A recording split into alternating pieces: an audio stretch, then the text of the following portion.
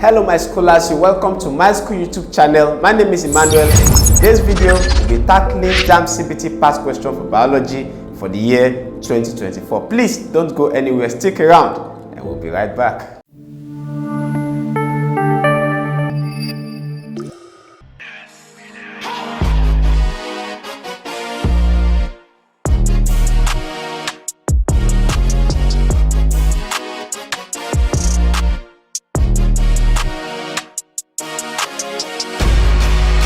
You're welcome back to my school YouTube channel. Like I said earlier on, today we'll be tackling JAMB CBT past questions for biology for the year 2024. Today, we'll be tackling question 1 to 25. Now let's get down to question number 1. The major building block of an organism is what?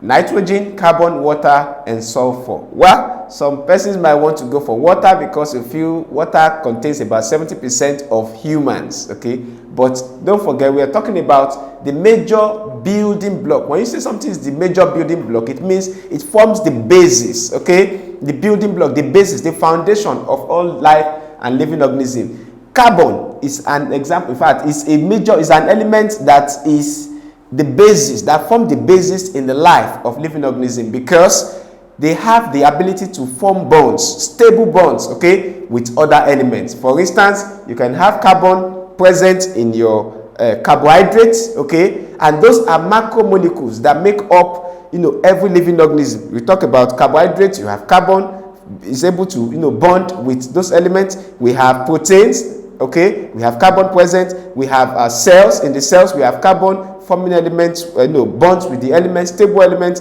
and then we have in nucleic acids, okay, all those macromolecules. In lipids also, okay, you have carbon forming bonds with those ones. So because of that, the major building block of an organism is not nitrogen because you can't find nitrogen in all those macromolecules. Yeah, it's not water. Even though water contains, we have a larger percentage of it in humans and in other organisms, but it is not the basis because it does not form the base. You can have some organism that survive with little amount of water, okay? Then we'll talk about sulfur. Sulfur is not. So the correct answer here is option B. Carbon is the major building block of an organism in all living organisms. So the correct answer here is option B. Now let's move on to question number 2. The process by which plants lose water to the atmosphere is called what? The process by which plants lose water to the atmosphere is called what? We have transpiration, we have guttation, we have translocation, we have evaporation. Actually, all these processes are processes through which plants lose water or dissolved minerals, okay? So option A says transpiration, option B says guttation, option C says translocation, option D says evaporation. I will take it from evaporation. Evaporation has to do with, loss of water, okay, present when you have nutrients and water passing through from the root all through the body of the plants, okay. Usually you have some of them that are lost, okay, through the parts of the leaf. So we say that is what? Evaporation. Water can be lost, when we have all those water that have gone round and gone round and gone around the parts of the plants, okay, and then you have some of them coming out of the body, that is coming out of the of the leaves or some other parts of the leaf. Say that is evaporation.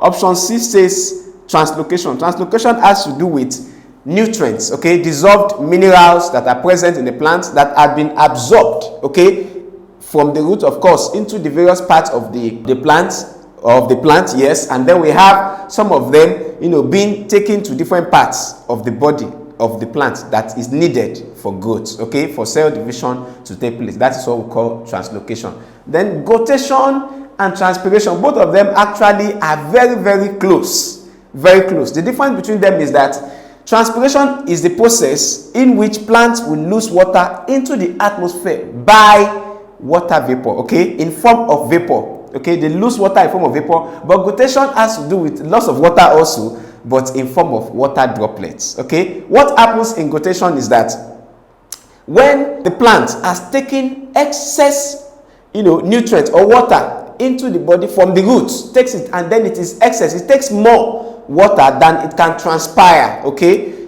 then we say that the excess of that water that it can transpire begins to come out and is released, okay, through the leaves. Usually but in form of what?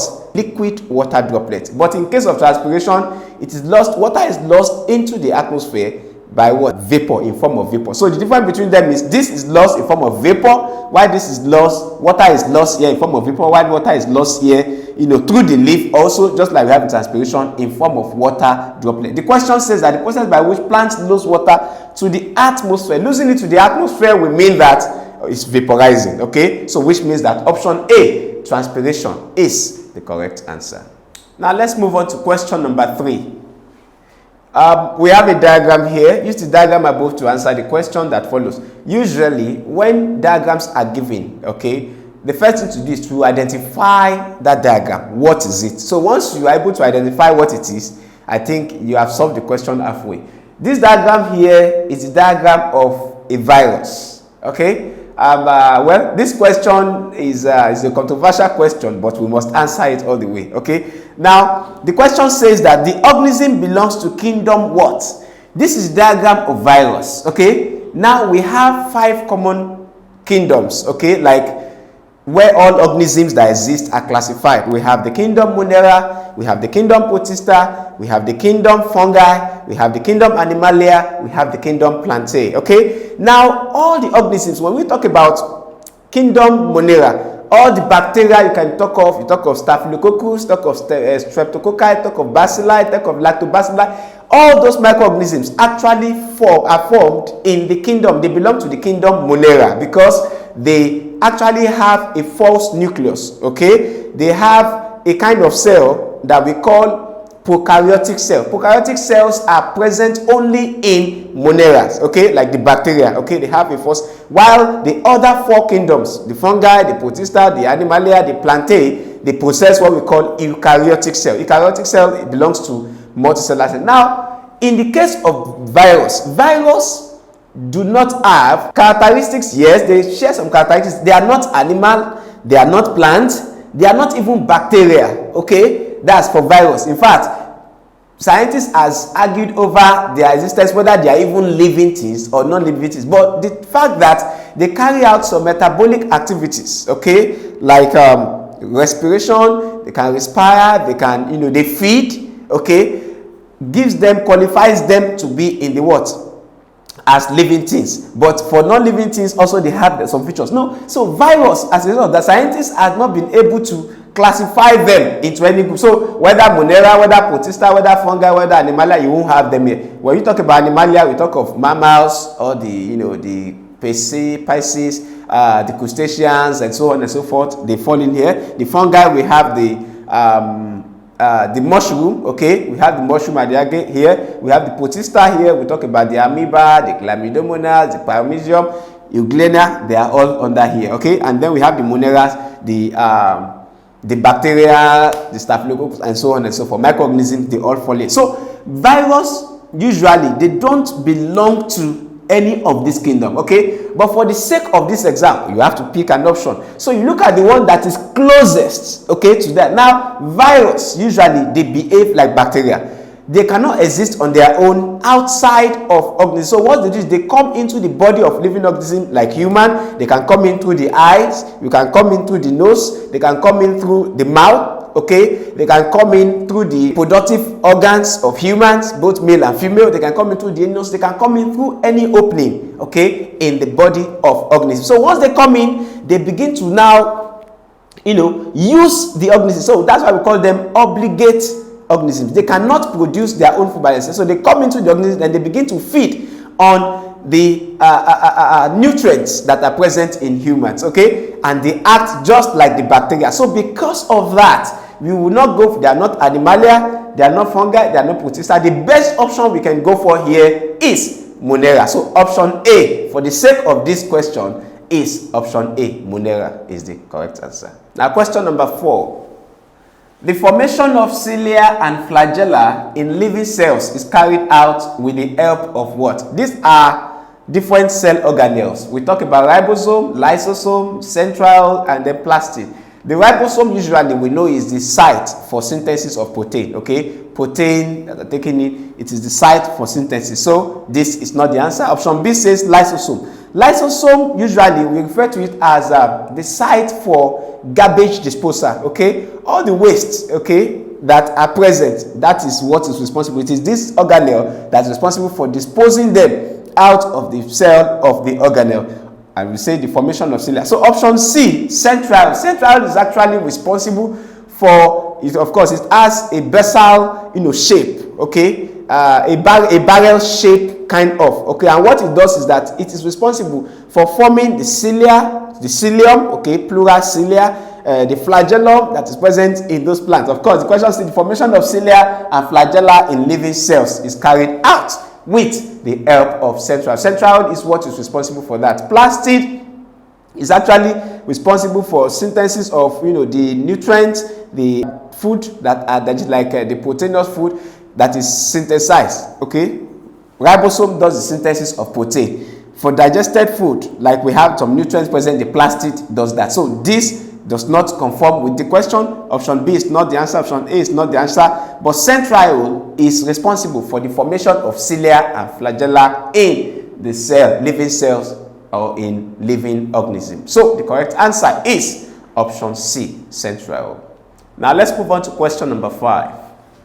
The food nutrient with the highest energy value is. These kind of questions are repeated, okay, to confuse students, because we know that the source of energy is carbohydrates usually, okay, but the answer here is not carbohydrates. Whenever you have lipids, okay, or whenever you have fats and oil, okay. Now the food nutrient with the highest energy level or value is what? Protein has about 4 calories, produces, okay, about 4 calories per gram. Carbohydrate does the same, produces about 4 calories per gram each time. And the lipids produces about 9 calories per gram. Okay, so like more than 2 times of what amount of energy that protein and carbohydrate can actually produce. Okay, then we have minerals having that. So food, it will interest you to know where you might think carbohydrate is, yes, carbohydrate is the source of energy, but lipids actually contain more energy. Lipids, when we talk about lipids, we are talking about fats and oil. So in case you don't see fat, lipids are the macromolecules, okay, that is broken down into fatty acids, okay, and glycogen. So we have lipids usually that contain more energy than that, more than twice of what carbohydrate can even generate. So the food nutrient with the highest energy value is no other than lipids. So the correct answer is option C. Now on to question number 6.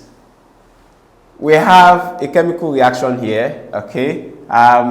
We have 6X here, okay. We are not told what X is. We have H2O, 6 moles of H2O. We have C6H12O6 plus 6O2 here. So we have chlorophyll at this point, and then we have something else here, but we are not told. We just have I, okay. And then we have Roman figure 2 here, Roman figure 3, Roman figure. First of all, let us identify what reaction is this. So use the diagram above to answer a question that follows. So you can't start answering without identifying what is it. X plus water to give us 6H12. Of course, this is your sugar. That's your glucose that is formed here. So what reacts with water to produce glucose and give off oxygen in the presence of chlorophyll and something, okay? It is CO2. So first, at this point, X is what? CO2. So, and this process is what we call photosynthesis. Photosynthesis is the process by which green plants, because they have what? Chlorophyll, okay? Present in the what? In the chloroplast. Plant cells have that. So,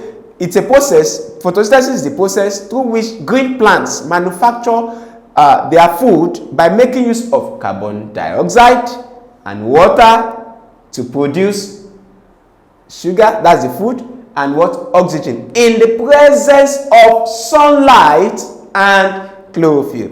In the presence of sunlight and chlorophyll, that is what photosynthesis. Now that we know what it is, so Roman figure 1, let's just identify it. This is chlorophyll here, so this will be sunlight, because without sunlight, photosynthesis will not take place. Then we have Roman figure 2 here. This is your sugar, okay, that is the food that is produced. Then Roman figure 3, this is CO2, that is your carbon dioxide. And Roman figure 4 is oxygen that is given us. So the question says we should use the diagram to answer that. So the part labeled I is what? So already we know that is sunlight. So because its process will take place in the presence of sunlight and chlorophyll. So option A says enzyme, no, water, sunlight, chemical. The correct answer is option C.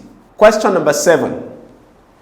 Bilateral symmetry, cylindrical bodies, and double openings are characteristic features of what? We have the nematodes, we have hydra, we have protozoa, we have protists. Well, bilateral symmetry, usually nematodes are bilateral. They have bilateral symmetry. When we talk about bilateral symmetry, if you have an organism, let's assume this is the organism, okay?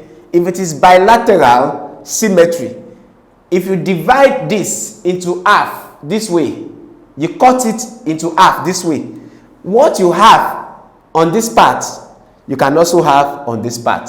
What do I mean? If you have head here, you will still have the head down. Okay? If you have hand here, one hand, you have another one hand here. If you have this, that is what we mean by bilateral symmetry. Okay? All the parts, if you divide an organism into two, like let's say onions, for instance, yes, onion can be bilateral symmetry because if you cut it into half, what you have up, you have it down too. Okay? If you have an orange, you cut it at the half, you have it up, you have that. That's an example of what we mean by bilateral symmetry. We have another kind of symmetry we call radial symmetry. Radial symmetry will mean that if you divide it into half, you won't cut it this way. But if you divide it this way, okay, what you have on this side, you have. Just like humans. Humans are not, we are not bilateral symmetry because if you divide or you try to cut human, okay, not me, okay, you cut any human halfway and then you have head, you have the hands, you have the chest. But from downwards, you have leg. You have what? Different functions and different body parts, different from what you have up. So humans are not bilateral symmetry.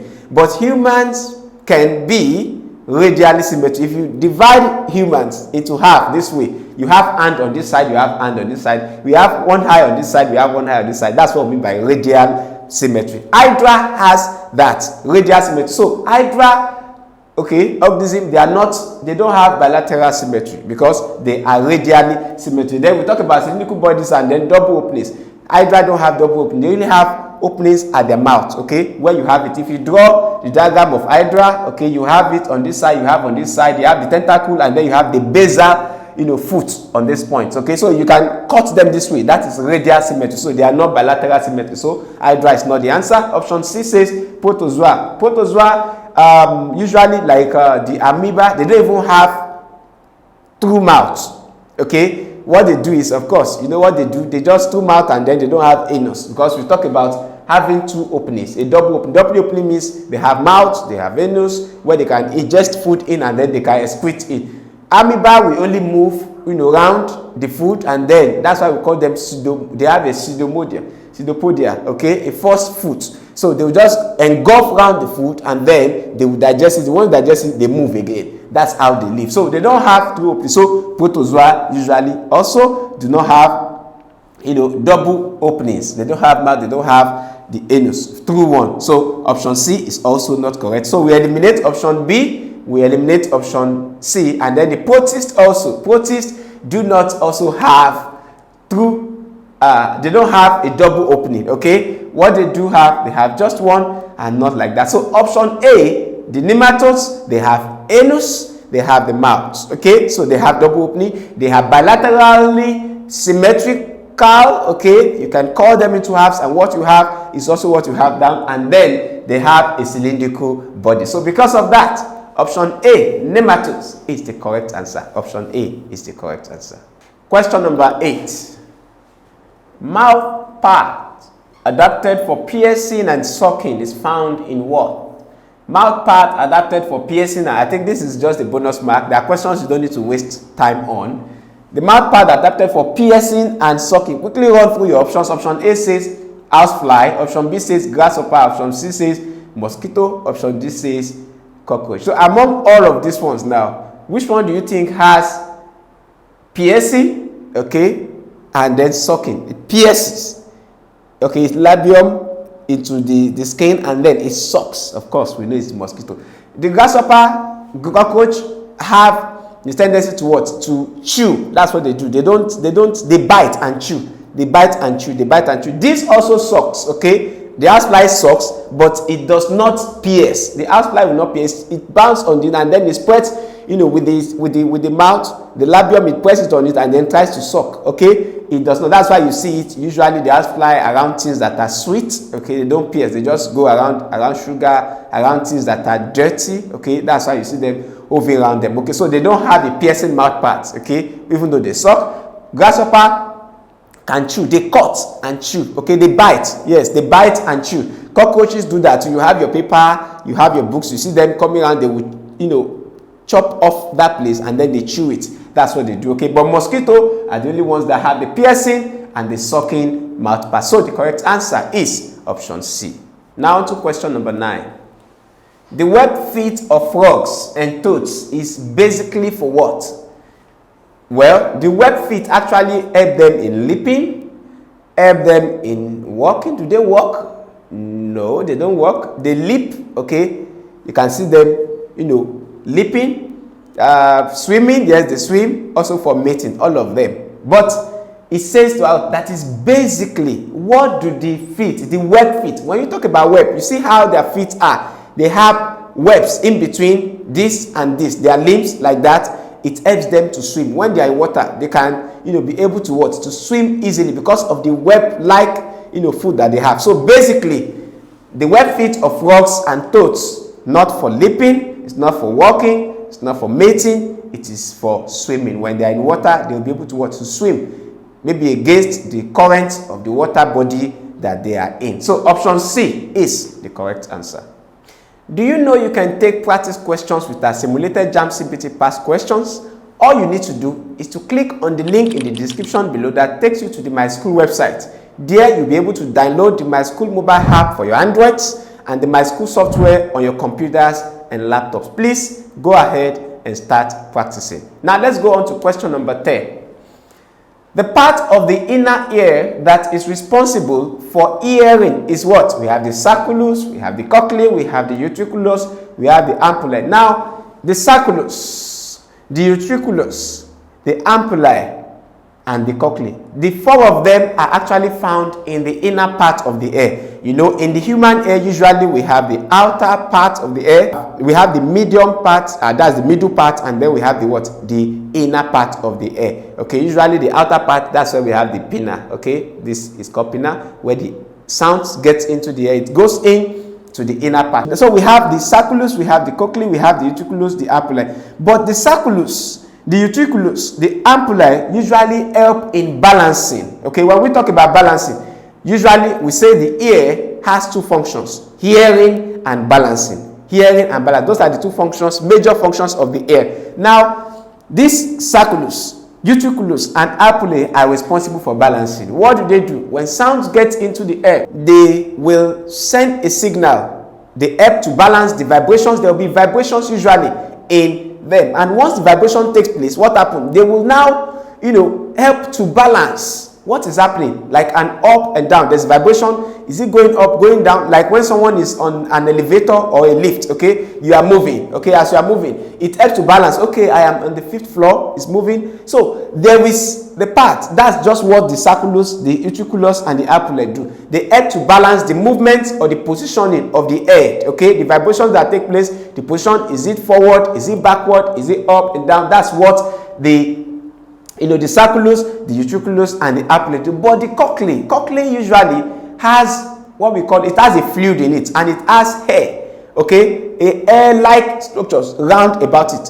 When sounds get into, of course, from the outer to the middle and then to the inner part, now it causes vibration in the fluid of that cochlea. Once there's vibration, the vibration now sends electrical signals usually to the brain and say, oh, this person said, that's why you are able to, the brain now interprets it. Oh, someone made a sound. Oh, this sound, is it a pleasant sound or is it noise? Oh, what is this person trying to say? So the brain now interprets. Then you can be able to to give a feedback. Someone says something to you, you understand. Okay, it is because there has been the hearing. Okay, yes, there is balancing, hearing, and then the circulus will balance it, then sends signal to the brain. The brain now interprets that this is what the person is actually trying to say, and then you say, okay, I understand. Then you are able to do what? To respond back to the person. So the part of the inner ear that is responsible for hearing is cochlea. Okay, it looks like snail. The snail-like kind. When you see the structure, it looks like a snail, you know, kind of thing. So the correct answer is option B. I hope you are enjoying this content. If yes, please don't forget to click on the like button, hit the subscribe button, and finally tap on the notification bell to keep you informed once we upload our next video. Now let's move on to question number 11. The changes of living organisms over generation is referred to as what?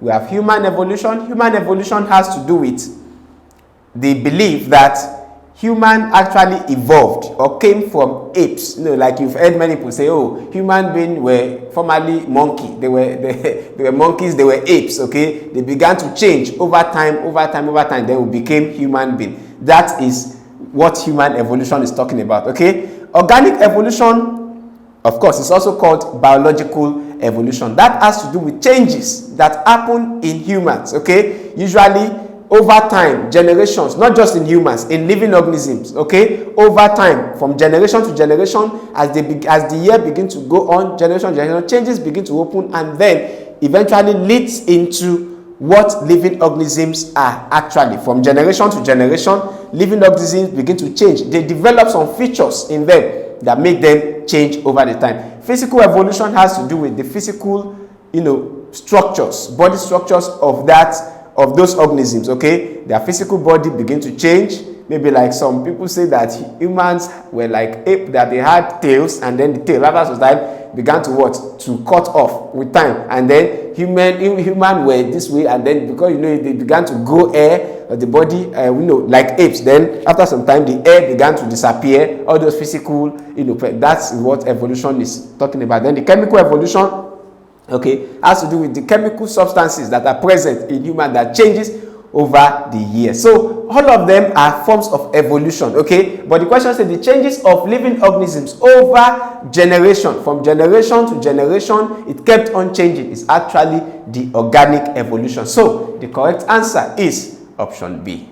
Now let's move on to question number 12. In a course involving a heterozygous red flower plant, that's denoted by capital R and a small letter R, so which means that the R, big R, is the dominant, okay, while this is recessive, it's not pronounced, okay, and then a white flowered plant represented with small letter R. What is the probability that the offspring will be R and R, R and R? So in a cross involving that. So let's move on to the board and let's try to cross that. So we have in the first filial generation, F1, we have the red flower plants denoted with RR, and then we have the white flowered plant, small letter R and R, okay? So first we have the gametes. Like if you divide them, the gametes will have the big R there and the small r, okay? Still for the first filial generation, then we have the small r for the white flowered plants, and then we have this. So we are going to cross them, okay, in the crossing, because it says in a cross involving a heterozygous red flower. It's heterozygous because we have a dominant and then we have recessive. They are not the same. If it were capital R and capital R, we would have said we have a dominant, okay, it will not become homozygous, because if both of them are the same capital R, this now is homozygous white flower, but this is what? Heterozygous red flower, because we have the R that is dominant and the small letter r that is recessive, showing that. So we are going to cross them now. So crossing, we have this r, this one crosses to this side, then we have r here, and then the small r, okay? Then we have this crossing again to this, okay? We have small r and small r, circle that. So we are done with this now. So let's cross this with these two now. So we have this crossing to this side first, okay? This crossing to this side first, we have r here, this r and this small r here, okay? And then this one also crossing to this side with this, we have the small r and small r here, okay? So we are done with our crossing now. So we have, let's look at the ratio now.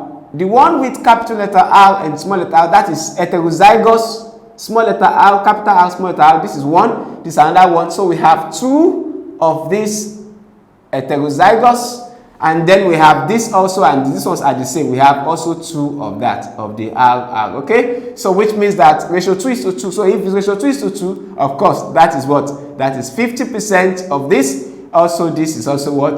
50%. If ratio 2 is to 2. Of course, you know what 50% is? 50% means 50 over what? 100. So 50 goes here, 1 here is 2. So that is ratio 1 over 2 is to 1 over 2. So the question says that what is the probability that the offspring will be RR? That's almost heterozygous RR. Of course, that's what we have here, which is what? 1 over 2. So let's move on to the screen and see what we have. Option A says 1 over 2. Option B says 1. Option C says 1 over 2. And option D says 1 over 4. So the correct answer is option A, 1 over 2.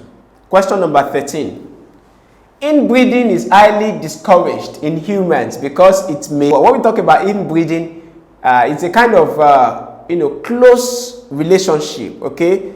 Usually we talk about mating, okay? Between, like what we call incest now. Incest, yes. When you have families, maybe a close cousin, meeting with another close cousin to produce children. You have a father, mating with the daughter to produce children, or the mother to son. All those kind of things. That is what we call inbreeding, okay? In other words, we call it incest, okay? When there's a relationship, close relationship, whether they are related by blood, okay, and then there is lineage, but yet they get close, intimate relationship, and then they reproduce and begin to give birth to young ones, offsprings. We refer to that as inbreeding. It is usually discouraged among humans because it was discovered that children or offsprings that are produced from that kind of reproduction or from that kind of relationship actually are prone to some certain diseases, okay? They could have,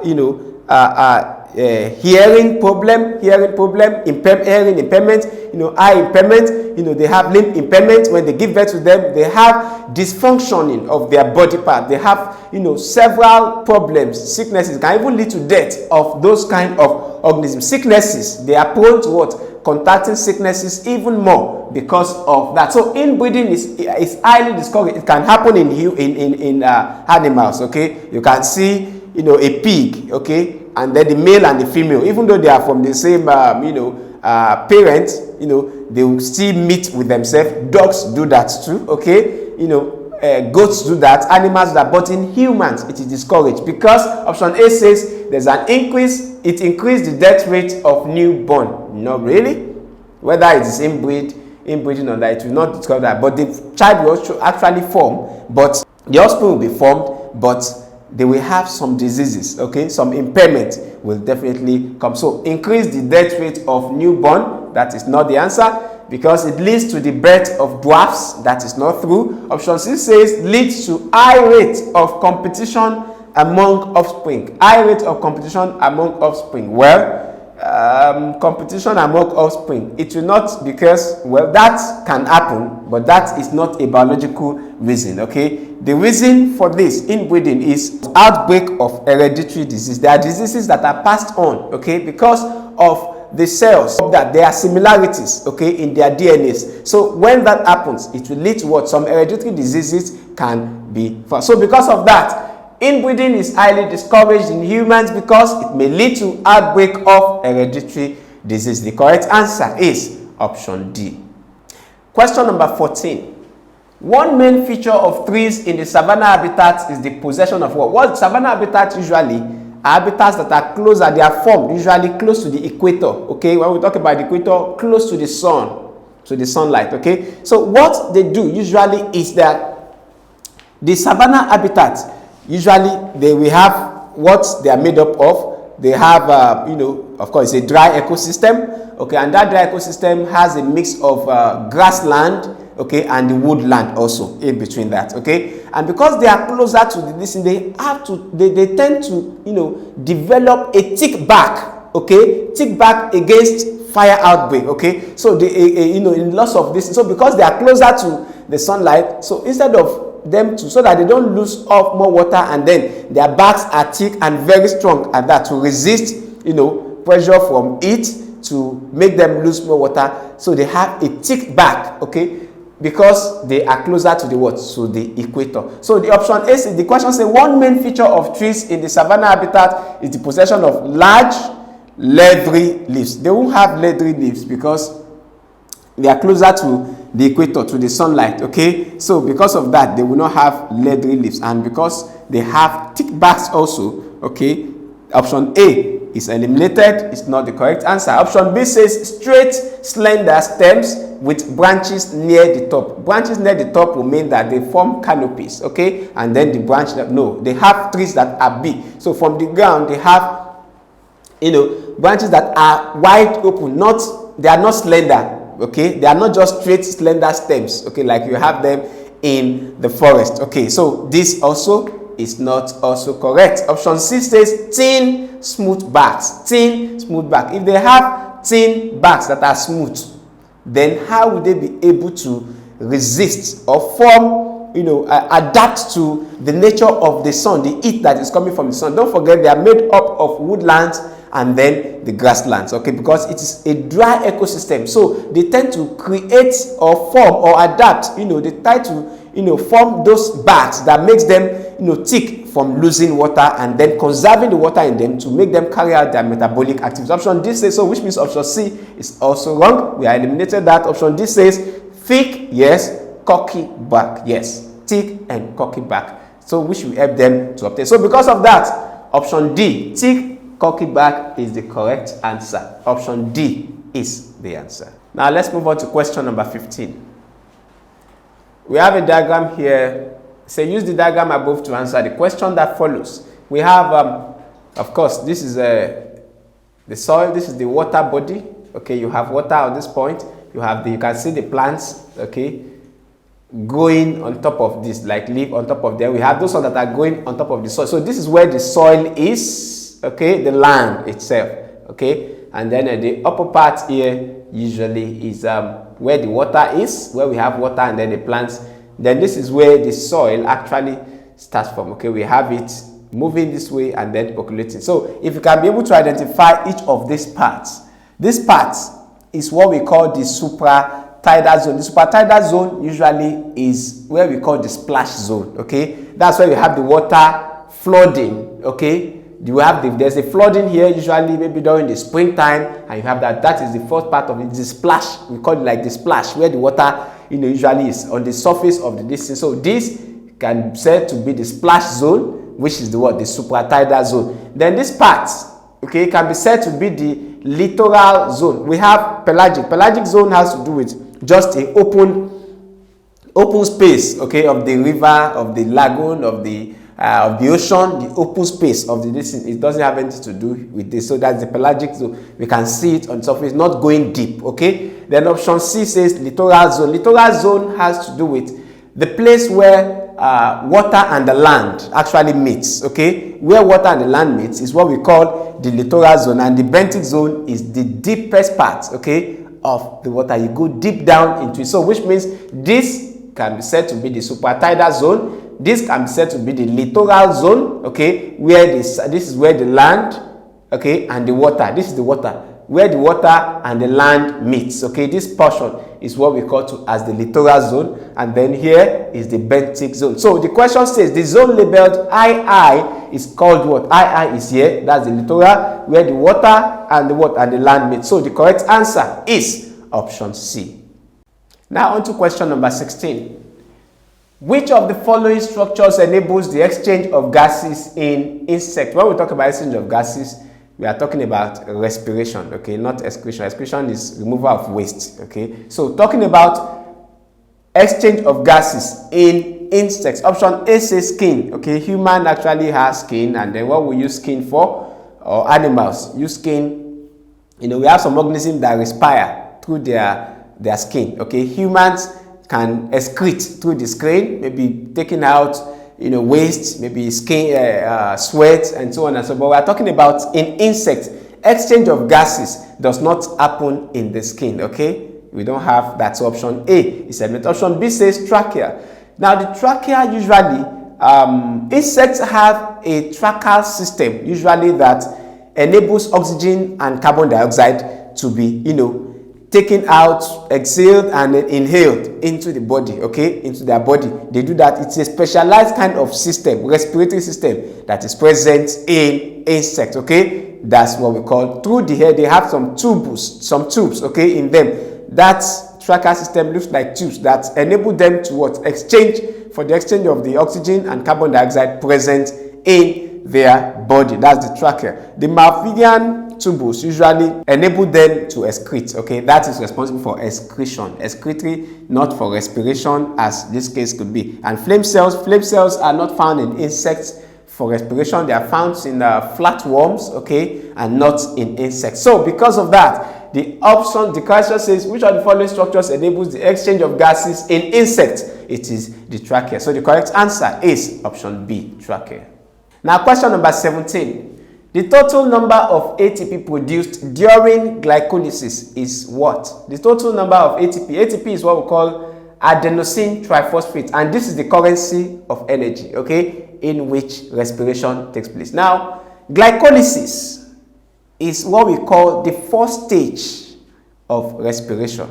The first stage of respiration is what we call glycolysis. And what is glycolysis? Glycolysis is the breaking down, or is a chemical process, okay, that involves the breaking down of a 6-carbon sugar or 6-carbon compound into a 3-carbon compound. In other words, breaking down of sugar into pyruvate, or what we call pyruvic acids, okay. So we have your sugar that is 6-carbon, of course, C6H12O6 is being broken down, okay. We get the sugar from the food we consume. So that sugar that is broken down into 3-carbon sugar. 3-carbon sugar is what we call the pyruvic acid, or what we call pyruvate. So pyruvate is a 3-carbon sugar. So the process of breaking down the 6-carbon sugar into 3-carbon sugar, or breaking down of sugar into pyruvic acid, is what we call glycolysis. And once that happens, energy is always given off. It's always produced during that process, and the number of energy that is given off is what we call the ATP. Okay, it is in form. Energy is produced, is given off in form of ATP, adenosine triphosphate, and we have just 2 moles of that is produced. In respiration, totally we have about 38 number of moles. Yes, moles of ATP. The first stage is glycolysis, where we have about 2 moles of ATP that is produced. The second part is where we have the Krebs cycle. Okay, that's where we have about 36 moles of ATP that is produced. So we have total of respiratory process we have is 38 ATPs are produced. But the first stage, which is glycolysis, for the sake of this question, says the total number of ATP produced during glycolysis, the first stage is what? 2 moles of, or molecules of ATP. So option A says 3 moles, 2 moles, 4 moles, 6 moles. So the correct answer is option B, 2 molecules. Now let's move on to question number 18. We have another diagram here. Of course, you should be able to identify what this is. Of course, you see the bean-like shape here. You see about 2 of them. So that's your kidney. Okay, and then we have this here, this here, this here. Then we have this. We have the bladder. Okay, use the diagram above to answer the question that follows. The diagram above is what? So let's look at a clearer diagram to explain this concept. Usually, we have, of course, these are the 2 kidneys we have on this side. The left, we have, this is the right, and then this is the left kidney, if you stay this way, okay? So this is the right kidney, but from this way, it's looking like the left. So we have, now, usually what happens is that the kidney has about 3 different functions, major functions. We talk about we talk about homeostasis. Homeostasis has to do with regulation of internal body environment. Number 2, second function of the kidney, major function, is what we call removal of nitrogenous wastes, okay? And the third one is secretion of hormones. Now, in this case now, blood enters into the kidney for filtration. So the kidney will help in filtering the blood.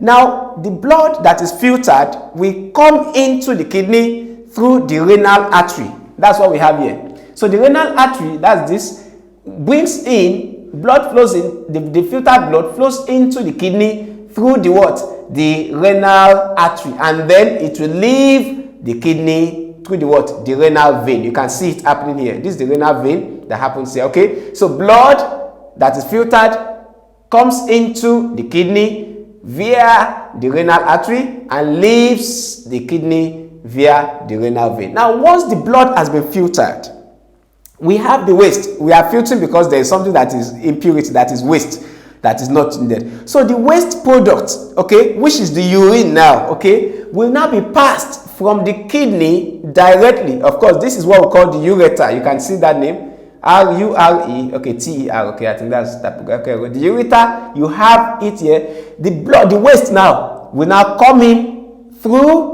the what? The ureter directly and comes into the bladder. You can see there, that's the urinary bladder. So what the bladder does is the bladder will now store the urine. The urine that is the waste, that is waste, okay, product from here.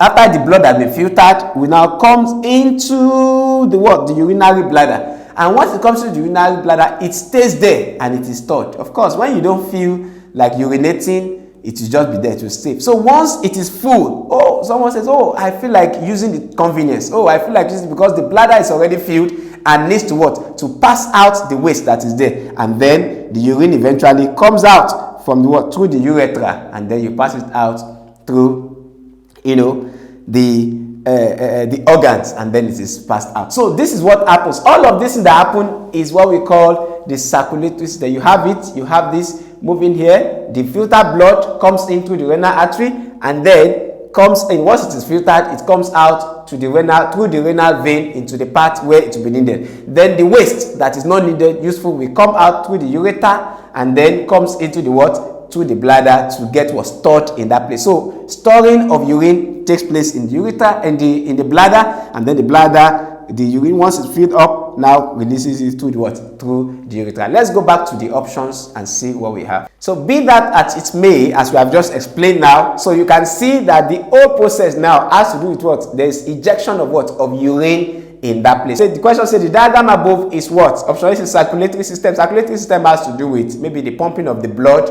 how the body is going to different parts, oxygenated through the heart. Okay, that's circulatory system. We talk about the heart. That is not it because we don't have the heart here. Option B say reproductive system. We don't have any reproductive organ here. Okay, we have the kidney. The kidney's function is not for reproduction, but for, like I said, removal of nitrogenous waste, homeostasis, and then hormone secretion, okay, in that. So we talk about, so option B is also eliminated. Option C is urinary system. You know what happens eventually?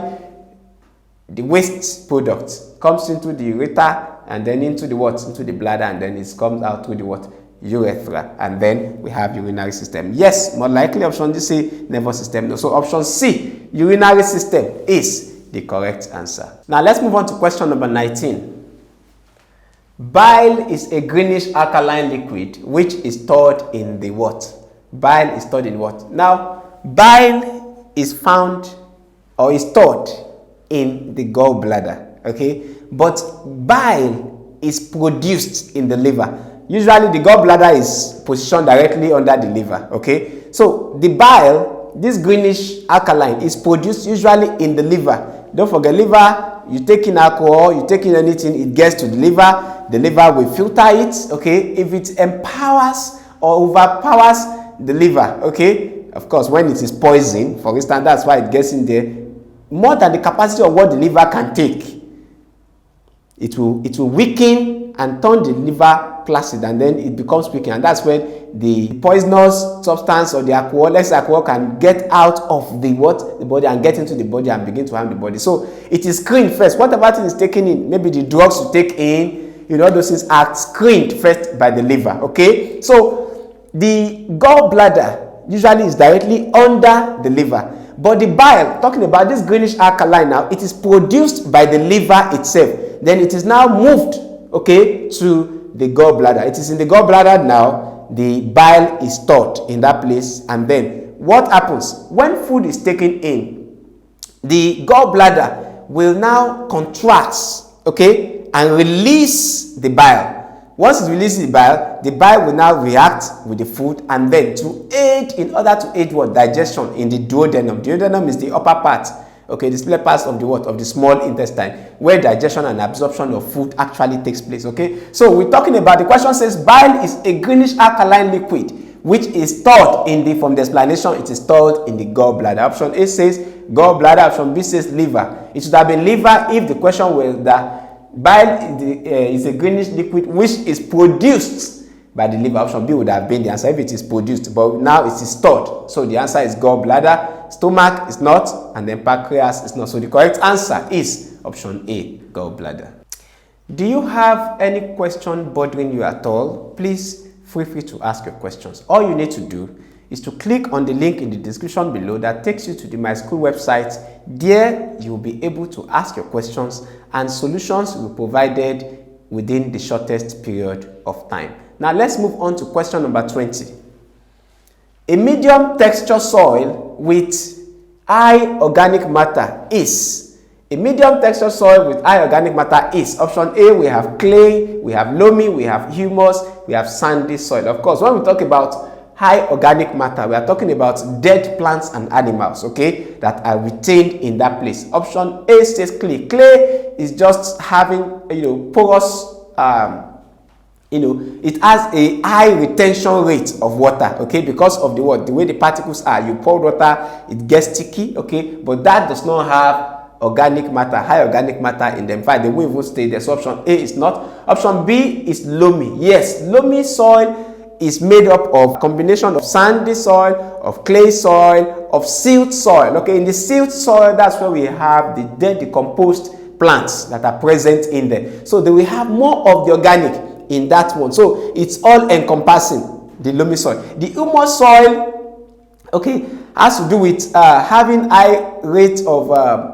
cation exchange concentration, okay, that's what we call CEC, okay, of that humus soil. You can have them maybe from the sand soil, but it does not have, well, you can have some organic matter also present in there, maybe some plants that have been decayed, some animal, but the high content of that is more in loamy soil than in humus. And sandy soil, of course, they are so porous, they allow water to pass through them, air, water to pass through them, okay, and then they cannot retain more of what? Organic matter, even though they also have organic matter present in them. But when we talk about the high organic matter now, it is the loamy soil. So because of that, the correct answer is option B. Do you have better steps or better explanation to all of these questions that we have been solving? Please feel free to share. All you need to do is to go to the comment section below and then indicate the question number you wish to solve and the solution you wish to provide. Now let's move on to question number 21.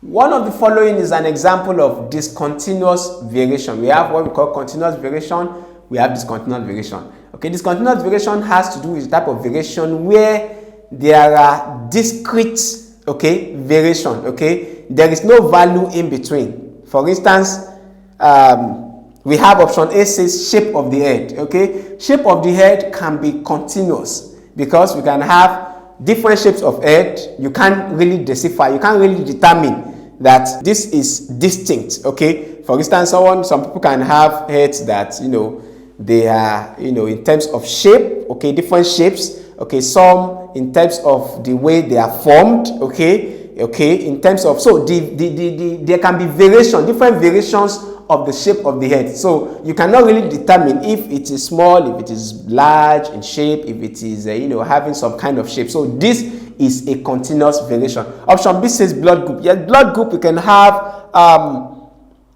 4 different blood groups. Okay, that one is a distinct one. It's either you belong to the blood group A, you belong to blood group B, you belong to the blood group AB, you belong to the blood group O. So any 4 of those ones, you cannot have a blood group that is going out of that particular way. You cannot have a blood group that is S or that is T. It is distinct. So it's either, and no two human beings or no human being can have different blood group at any point in time. It is all through life. So when you do your test, you have blood group A, that is what it is, except maybe the person that did run the test didn't do it well. It does not change. What you have is blood, it is distinct, and what it is. Option C says body complexion. Of course, some people can be light in complexion, some people can be dark in complexion, some people can be fair, some people can be albino. We can have different ones that cannot actually the distinctive. So this one also can be said to be a continuous variation. And option D say pointed nose. We have different noses,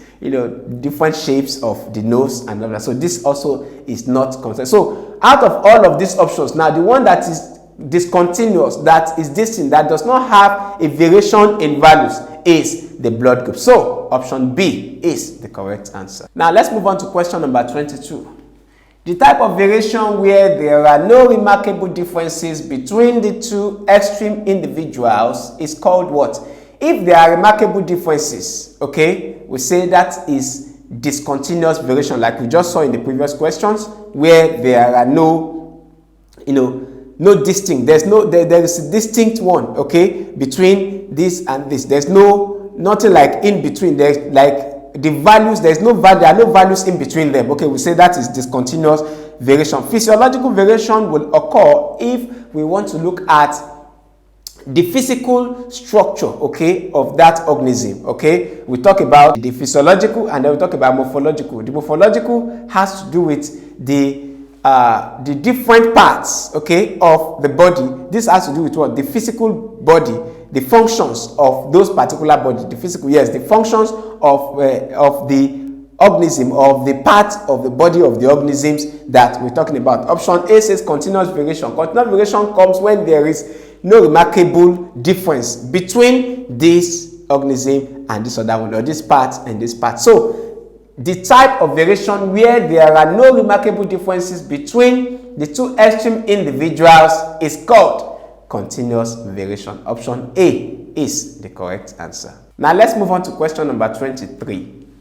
The transmission of diseases through contamination of food is an economic importance of what? Usually when we talk about economic importance, we talk about both the good side and the bad side, the advantages and disadvantages of that particular organisms. Okay, someone can look at it. Why are we talking about economic importance? Whatever thing that they can do, they can carry out, whether it is advantageous, whether it's advantageous, is what we call economic importance. So the transmission of diseases through contamination of food is by what? Option A says mosquitoes. Of course, mosquitoes will not contaminate your food. Okay, what they do is what? They want to feed on the blood, they pierce in there, the mouth part, and then they do what? They suck the blood, okay? Not to infect. You cannot get any disease transmitted through food when a mosquito perches on the food. No. Option A is eliminated. Option B says cockroaches. Of course, cockroaches will come in there, they will deposit some microorganisms on that food. Of course, they go around, and you see some people will just see, they will screw the surface of this and then they still eat the food.